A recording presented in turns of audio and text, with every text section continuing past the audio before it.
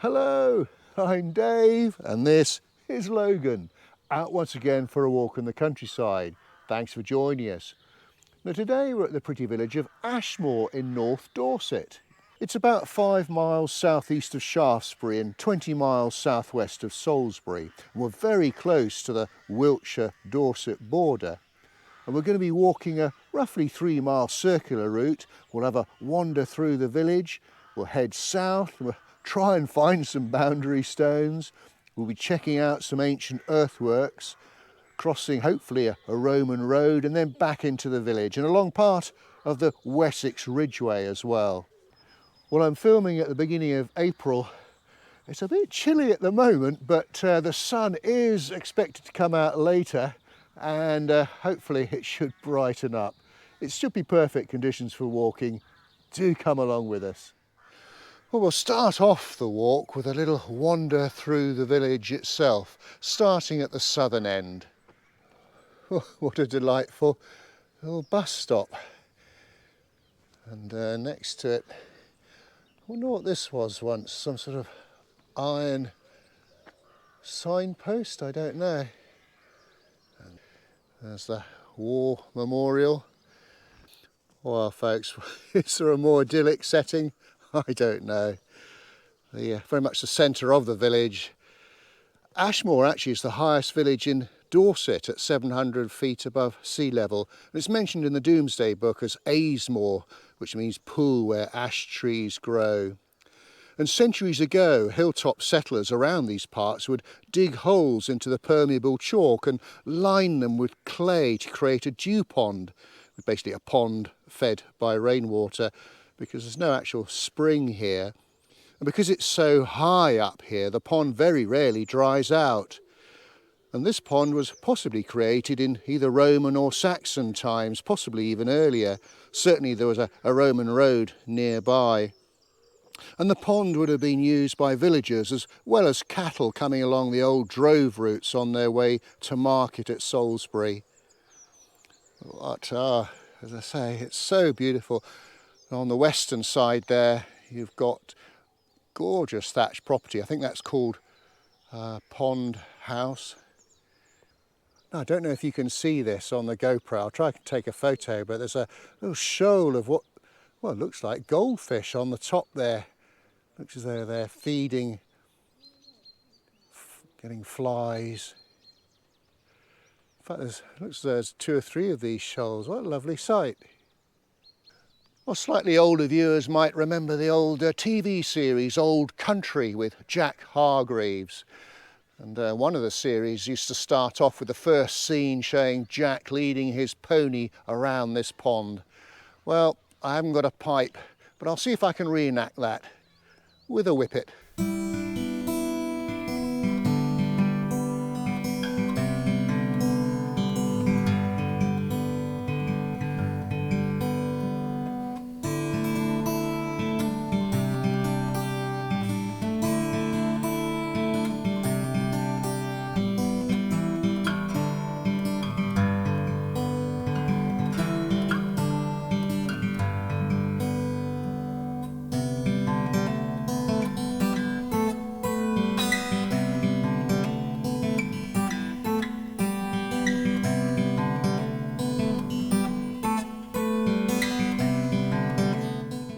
And this is the Church of St Nicholas.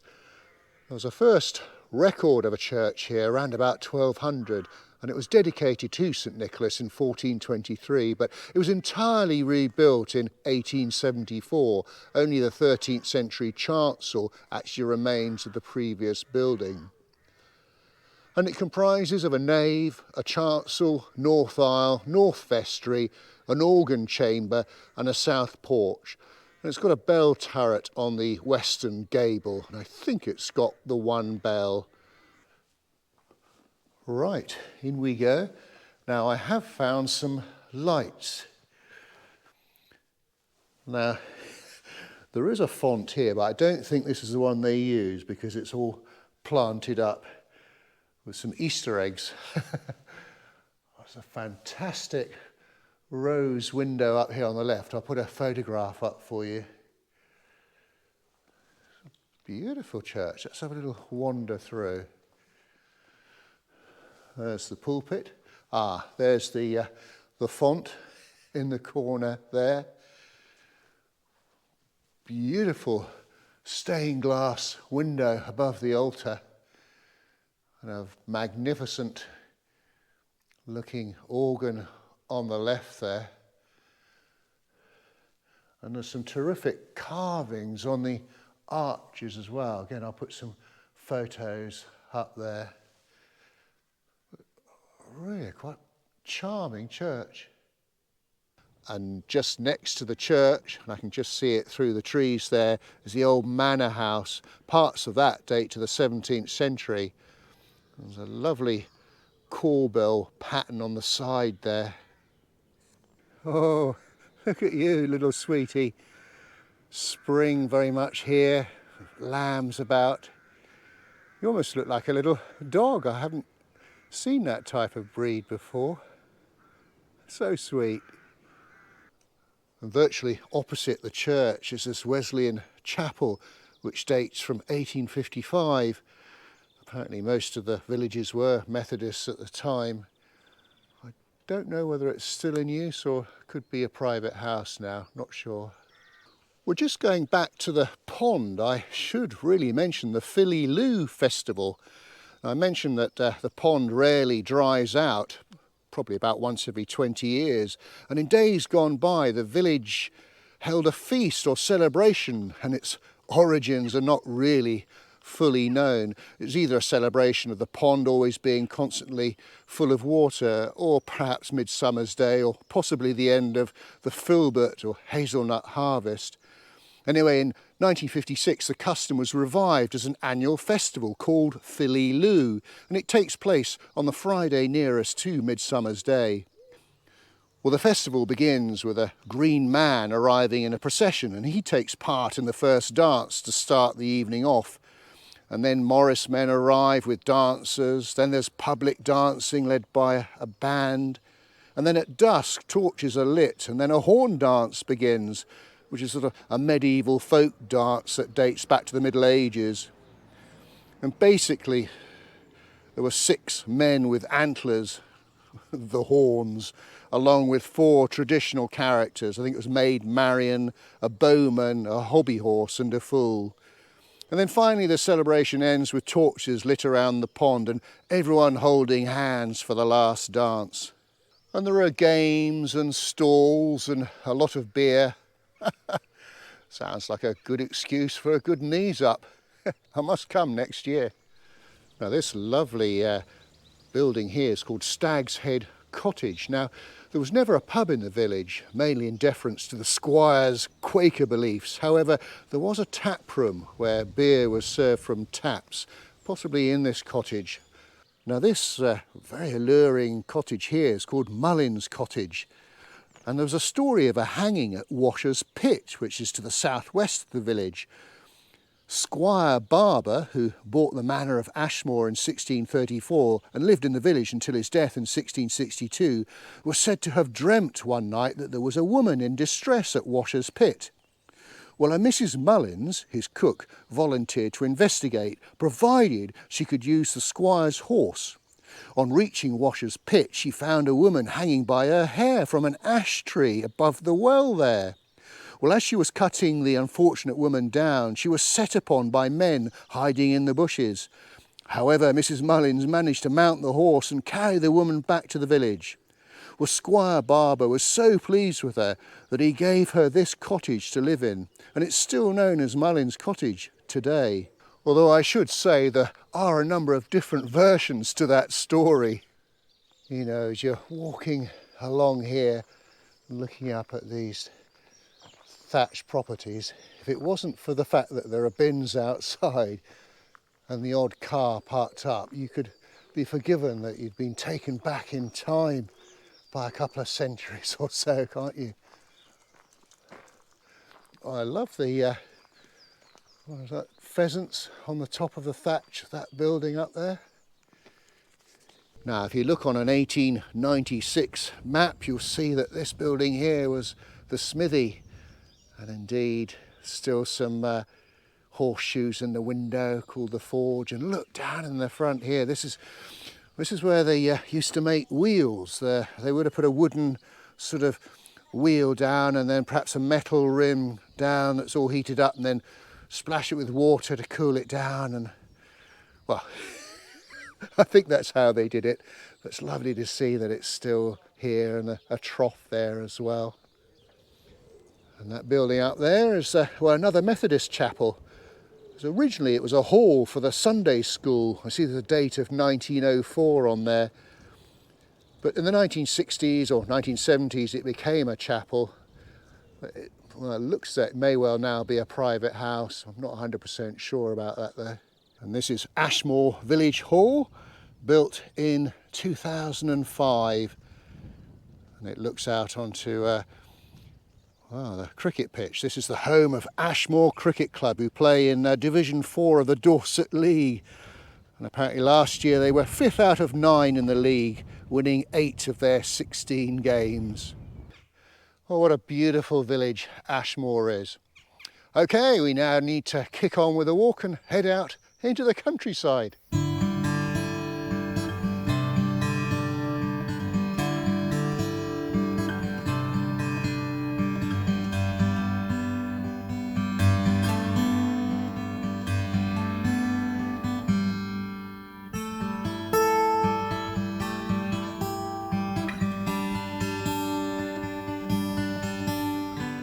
Well, regular viewers will know I do love it if I can find old boundary stones, and sure enough on a 1896 map of the area there should be a couple of boundary stones along this little path.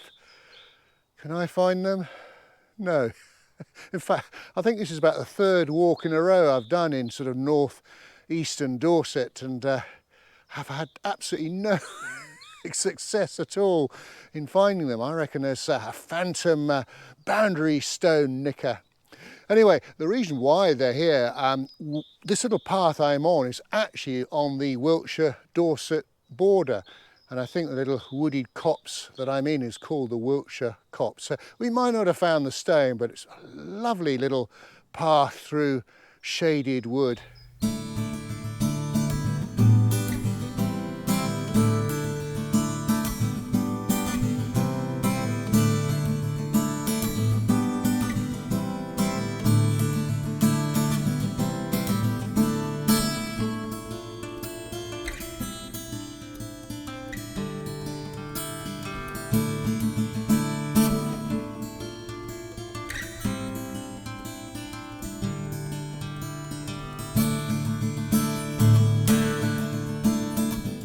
Well, a beautiful section of the Wiltshire coppice here, and just through the trees there's a sea of green with spring flowers coming through, whites, yellows, purples. There's a real richness to it all. Too early, of course, for leaves to be on the trees. There'll be a few weeks yet.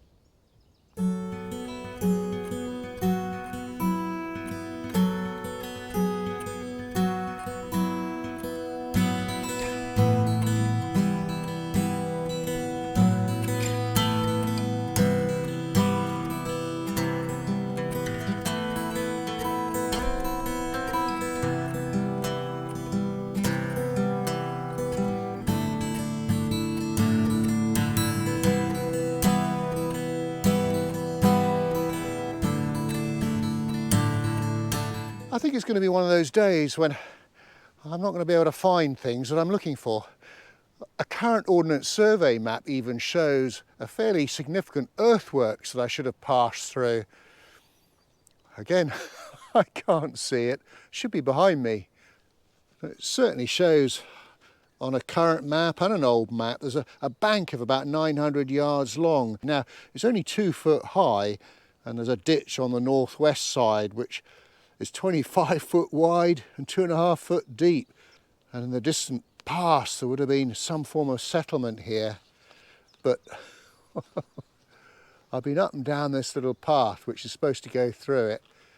And well, if it is there, it's very difficult to see.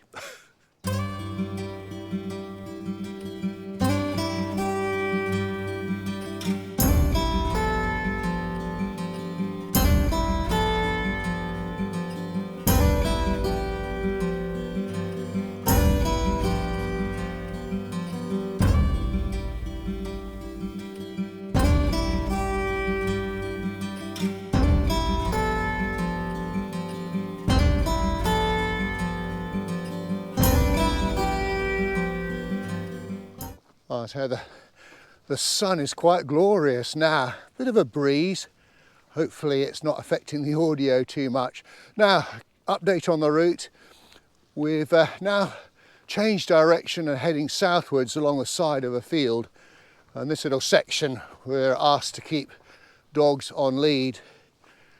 To be honest, there's so many hares in this field, I would have done it anyway. But it's one of those days that's really good to be alive, fresh, so peaceful as well. All I can hear is birds twittering away and the breeze on the grass. So relaxing. Just looking back along the track that we've just come up on the side of a hill. And again, looking back at an old map, there would have been a Roman road that sort of crossed just in front of me, across this field and heading off to the left, and that was would have gone from Badbury Rings to Bath. But no sign of it as far as I can see today. There's more of those little brimstone butterflies out there on the fields. I've been seeing quite a few of those recently. I love their colour, that sort of lime colour. Well, just for information, if you're going to be doing this walk with a dog, this style is probably not the most dog friendly I've come across. I had to carry Logan across it. There's no actual way through for a dog, so just bear that in mind. Continuing to make our way southwards, and a place called Well Bottom, and there was a settlement recorded here back in 1333, and I believe that somewhere around here there is indeed a well.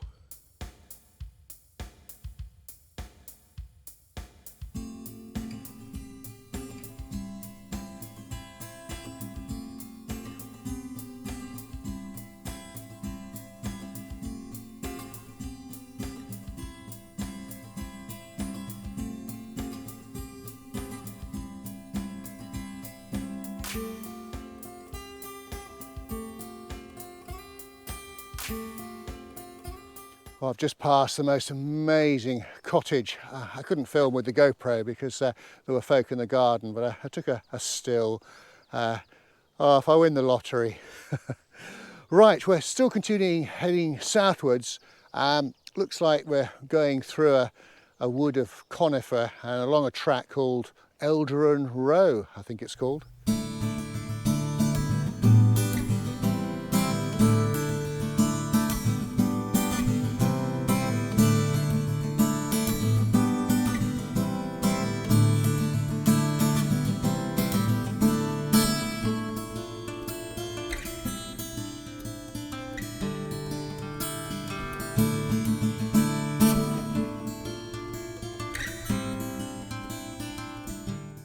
A quick update on the route. This is an important part in case you might be doing this walk after seeing the video.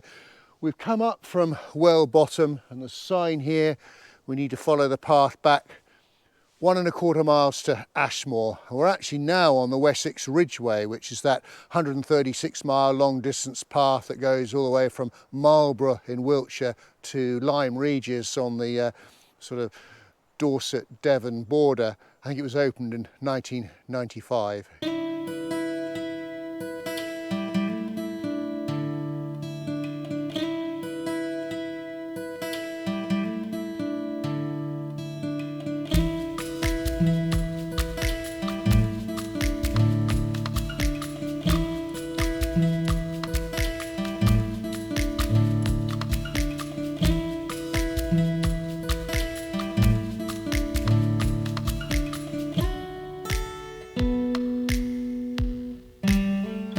Haha, success at last with regards to finding some earthworks. Now, again, according to an old map, there should be an earthwork, a bank 480 yards long that comes along here, and yeah, sure enough, you can see there's a definite embankment there with a ditch on one side. The actual embankment's about 15 foot wide, and 1.5 foot high, and there's a ditch, as I say, on this sort of northwestern side, and the ditch itself is about 16 foot wide, a couple of foot deep, and I'm pretty sure it lines up with the earthworks that we should have seen earlier on in the walk further over to the east. Oh well, we've found something. We're very much on the homeward leg now, about half a mile, 3/4 of a mile to Ashmore in the distance. Looking forward to having a sit in front of that pond one more time. So the weather, I keep going on about it, how great it is. It's lovely. It's bringing out the colours in the crops now. Some yellow coming through. Spring very much has sprung. Well folks, we've come to the end of our walk. We thought we'd do the end scene here, sitting on a bench looking out across to Ashmore Pond. We hope you enjoyed the walk. If you did, please do give us a thumbs up and a like, and do leave a comment, and do check out our Facebook page, Dave's Countryside Walks. So until we meet again, thanks for watching, and cheerio. Good boy.